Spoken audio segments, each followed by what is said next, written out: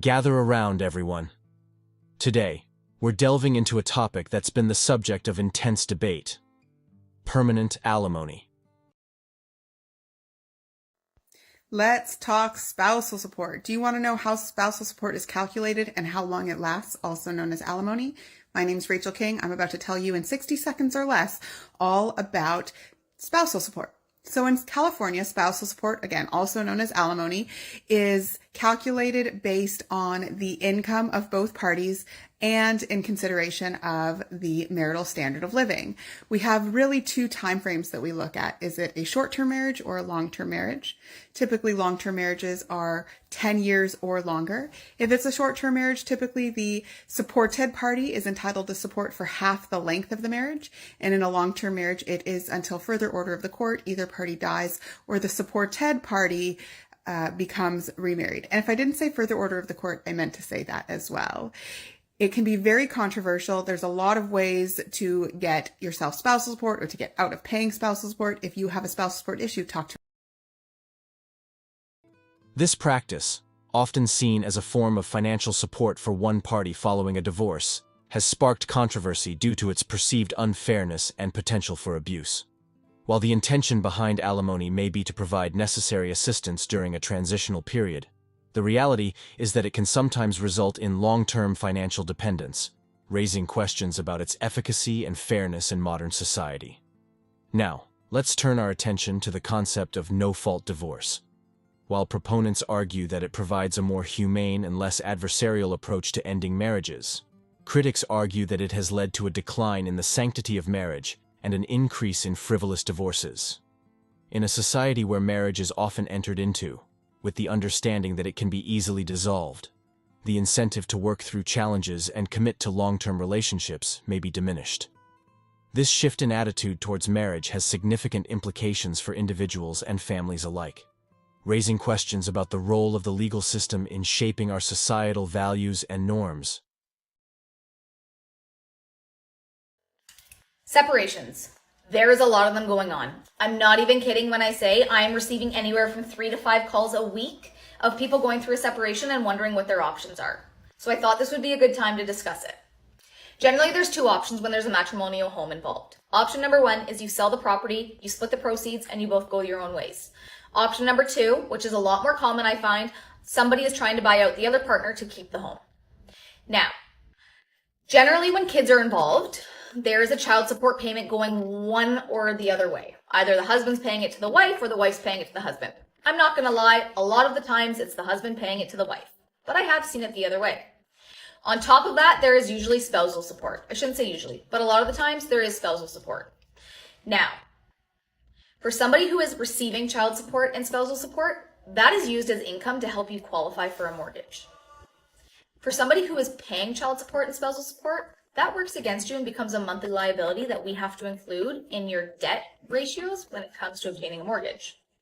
It can really impact your amount of borrowing because I have seen some seriously high child and spousal support payments. Now, do I agree with child support and spousal support? In some cases I do. But a long time ago, custody agreements were different, and it seemed like dads were only getting their children on, every other weekend. Child support during those times, I agree upon.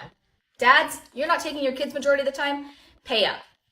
Now, I see a lot of fathers stepping up to the plate and taking their kids 50-50, but still paying a lot in child and spousal support. Now, I see, and I shouldn't say it's men in general, but I see a lot more men paying it than women. Guys, I've been through a divorce. I know the stresses of it.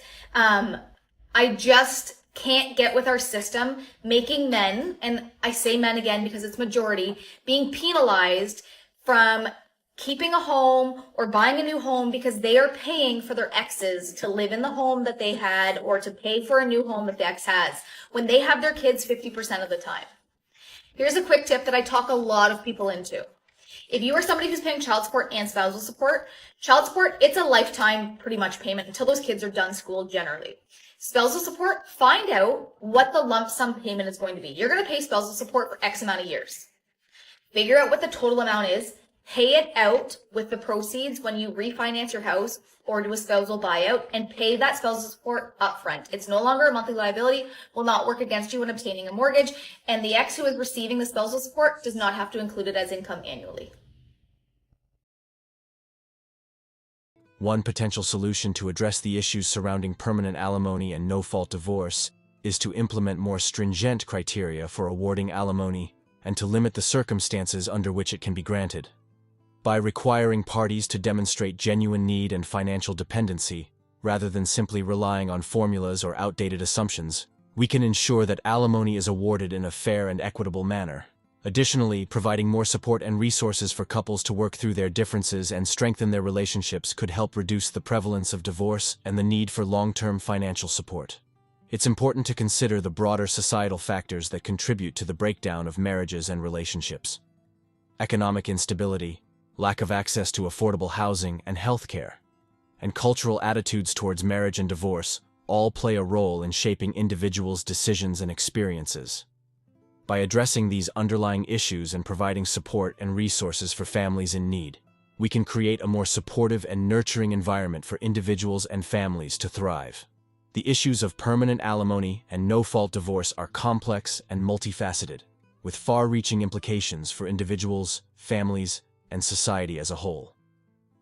While there is no easy solution to these challenges, by addressing the root causes and implementing thoughtful reforms, we can create a legal and social framework that promotes stability, fairness, and mutual respect in relationships and marriages.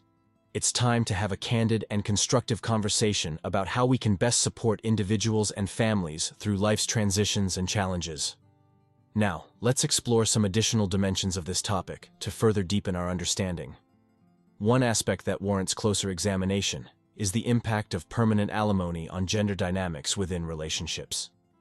Traditionally, alimony has been awarded to women who were financially dependent on their husbands, reflecting societal norms that placed men in the role of primary breadwinners and women in the role of homemakers. As gender roles have evolved and more women have entered the workforce, the justification for awarding permanent alimony based solely on gender has come into question. What are your thoughts on the current state of permanent alimony laws? Do you believe they adequately balance the needs of both parties involved, or do they require reform?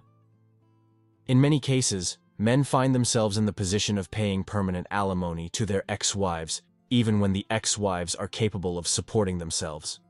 Some women argue that they are entitled to alimony as compensation for the sacrifices they made during their marriages, such as foregoing career opportunities to raise children or support their husbands' careers. Another consideration is the impact of permanent alimony on individuals' financial well-being and retirement security. In your opinion, what role should children play in discussions surrounding permanent alimony? How can we ensure that their best interests are prioritized in divorce proceedings? Additionally, the emotional toll of divorce and alimony can be substantial, as individuals grapple with feelings of anger, resentment, and betrayal. For some, the prospect of paying permanent alimony to an ex-spouse can feel like a constant reminder of the failure of their marriage and the loss of their financial independence. Conversely, receiving permanent alimony can also be emotionally fraught, as individuals may struggle with feelings of guilt, shame, or inadequacy. In light of these challenges, it's clear that the current system of permanent alimony is in need of reform. And that concludes today's discussion on MGTOW Voice. Don't forget to like, subscribe, and hit that notification bell to stay updated on future videos. Share your thoughts in the comments below, and I'll see you all in the next video.